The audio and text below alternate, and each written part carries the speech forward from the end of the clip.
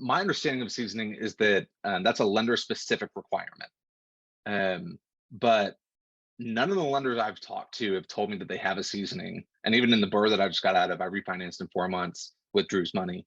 So like, am I doing something wrong, or am I just talking to lenders that don't have a seasoning requirement, and I need to continue talking to those lenders? Yeah, that's a good question. So first, for those that are newer, just terminology. Seasoning is how long you've owned the property. Some lenders will have a requirement that you've owned the property for a certain amount of time in order to finance your deal. So for example, this is going to be most common on a conventional loan. Gerald, I see your question. Yeah, on a conventional loan, which means it's under your personal name. The reason that this is important to talk about is if you expect that you can get your rehab done like Gerald's, he said, we're going to be done in a couple of weeks with rehab, and you think you can get done and refinanced in 90 days, but then you end up with a 6-month seasoning requirement, and then you end up losing a lot of money in holding costs. That's what we're trying to protect against. So Douglas, for your question, yes, it is lender specific. It's lender specific. You're going to find more of these constraints on Freddie Mae, Fannie Mac. Originally, I thought that this was across the board.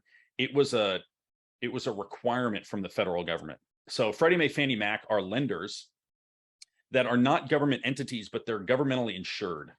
And so if all of these mortgages, like in 2008, 2009, all the dominoes come falling down, they're insured by the federal government. So they've got some protection. They do that so that they can get more competitive rates for, first-time home buyers and things like that. So originally I thought that it was a requirement, like it had to happen on conventional loans. But these more recent events, I'd say probably over the last 6 months, I've noticed more lenders doing conventional loans without a seasoning period, or with, say, a 3-month seasoning period.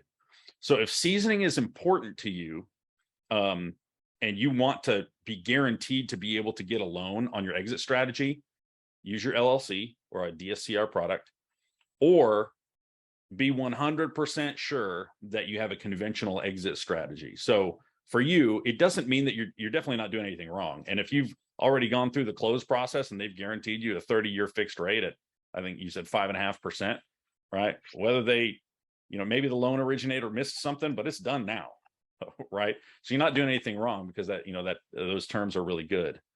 But I would, just for your own, I guess, protection, I would make sure that you clarify that up front if you're using a conventional loan.